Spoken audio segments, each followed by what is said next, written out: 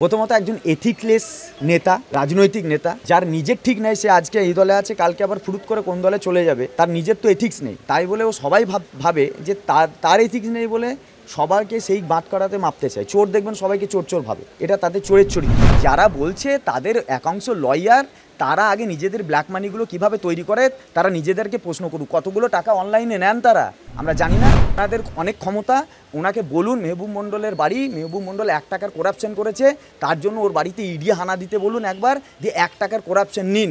হ্যাঁ, একদম 110% চ্যালেঞ্জ করলাম, 110% চ্যালেঞ্জ করলাম। যদি পারে, হ্যাঁ আমি চ্যালেঞ্জ করলাম, ওনার চুল তো তাকে গজাবেই না, এমনকি যত চুল শরীরের অন্যান্য জায়গা আছে সব খসে চলে যাবে। আমি মেহবুবকে নিয়ে খুব একটা বিশেষ কথা বলবো না। মেহবুবকে নিয়ে ওদের দলের, ওদের যারা সংগঠনের যারা আছে, তারা মেহবুবকে নিয়ে অনেক কথা বলছে। মেহবুব সেগুলো নিয়ে জবাব দিক। এই চাকরিহারা যেই সমস্ত আন্দোলনকারীরা যারা রয়েছে, বেশ কিছু লোকজন বলছে মেহবুব নাকি এখান থেকে টাকা তুলে প্রচণ্ডভাবে উপকৃত। এইটা নিয়ে মেহবুব জবাব দিক। এবং আমরা অতীতে এদের সাথে শাসক দলের সখ্যতাও দেখেছি, এটা আমি বলছি না, আমি একটা ফেসবুক পোস্টে দেখলাম এবং এই অভিযোগটা পড়ে আমার মনে হয়েছে ভয়ঙ্কর অভিযোগ। তাদেরই সংগঠনের লোকেরা, তারা মেহবুবকে নিয়ে এই ধরনের শাসক দলের সাথে সখ্যতা এবং গোটা আন্দোলনটাকে ভেস্তে দেওয়া তাদের যে পরিকল্পনা এবং সে কীভাবে আর্থিকভাবে লাভবান হয়েছে, এই বিষয়গুলো তাদের সংগঠনের লোকেরা, এই কথাগুলো আমার কথা নয়, কিন্তু ফেসবুক থেকে পড়ে জেনেছি।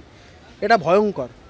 মেহবুব আগে এই বিষয়গুলো ক্ল্যারিফিকেশন দিন। ওর গ্রহণযোগ্যতা নিয়ে অনেক প্রশ্ন আছে ওর সংগঠনের মধ্যে। আমি ওর প্রশ্ন, প্রথমত একজন এথিকলেস নেতা, রাজনৈতিক নেতা, যার নিজের ঠিক নেই, সে আজকে এই দলে আছে, কালকে আবার ফুরুত করে কোন দলে চলে যাবে, তার নিজের তো এথিক্স নেই।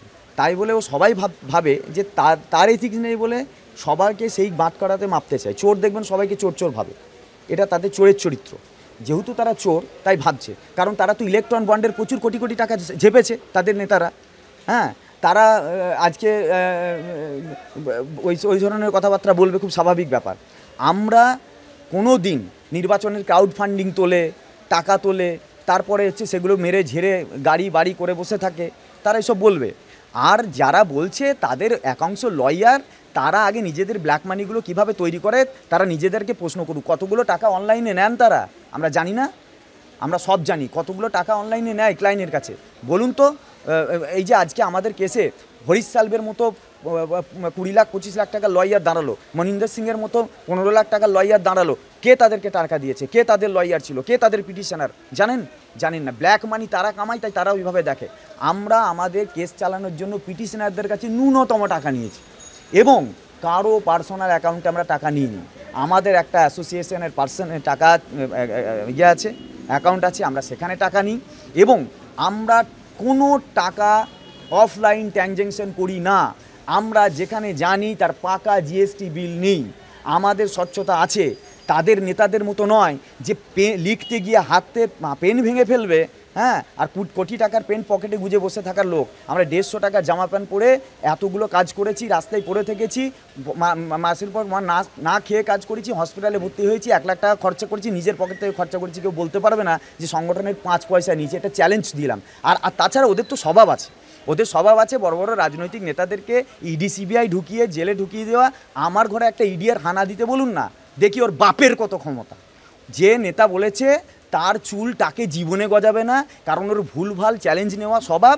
হ্যাঁ, আর যদি ওনাদের অনেক ক্ষমতা, ওনাকে বলুন মেহবুব মণ্ডলের বাড়ি, মেহবুব মণ্ডল 1 টাকার করাপশন করেছে, তার জন্য ওর বাড়িতে ইডি হানা দিতে বলুন একবার, দিয়ে 1 টাকার করাপশন নিন।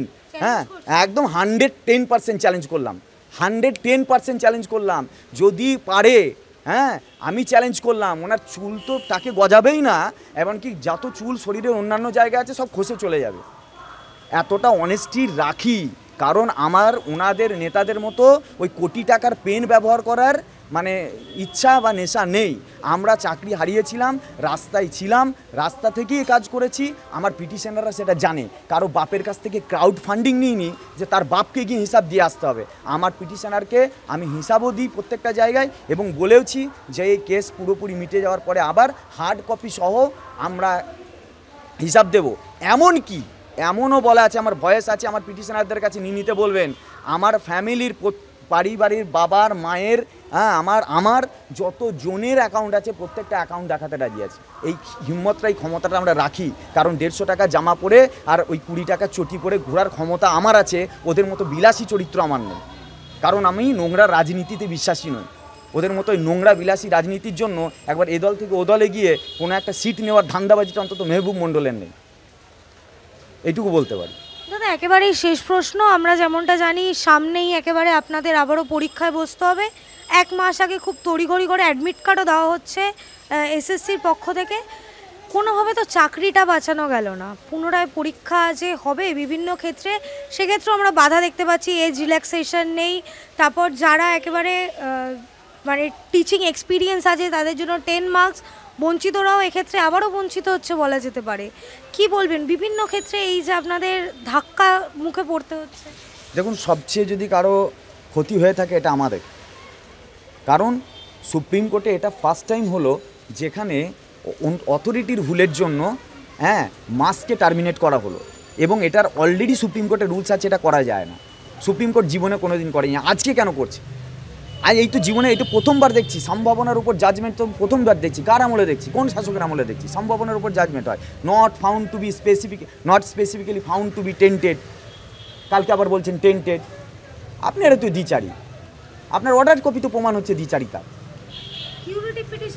নিশ্চয়ই আমরা জানি না লাভ হবে কোথায়, আমরা জানি না, কারণ বিচার ব্যবস্থার নিরপেক্ষতা যদি প্রতিষ্ঠিত হয়, আমি 100% বলতে পারি আমরা লাভ হব, কারণ এই বিষয়গুলো দিনের আলোর মতো স্পষ্ট।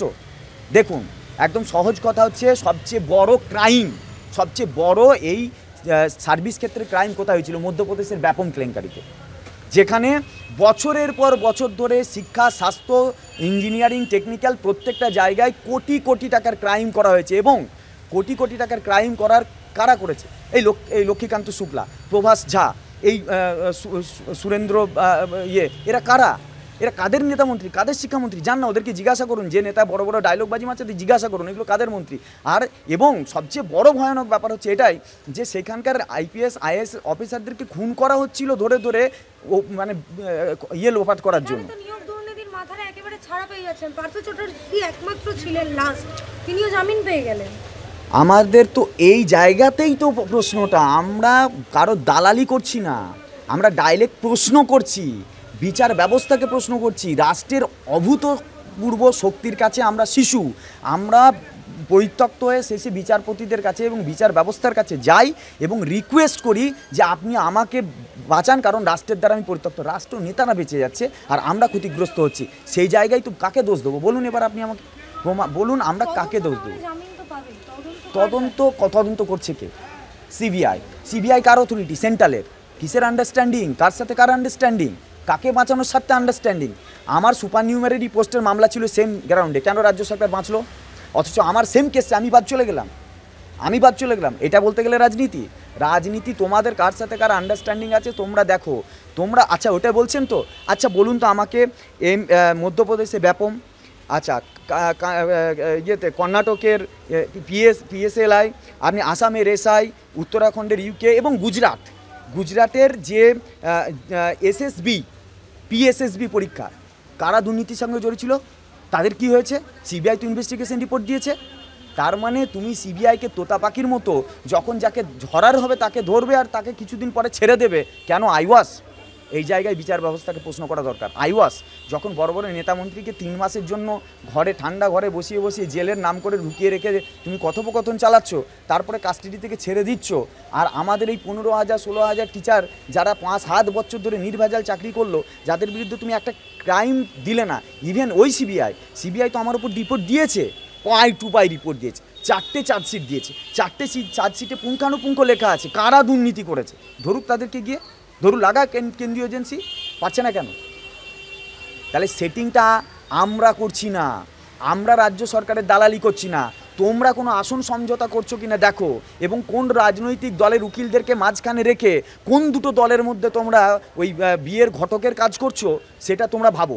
আমাদেরকে দোষ দিতে এসো না আমরা কার দালালি করছি, বরং দালালিটা তোমরা সবাই মিলে মিলিতভাবে করছো। এটা একটা পলিটিক্যাল আন্ডারস্ট্যান্ডিং।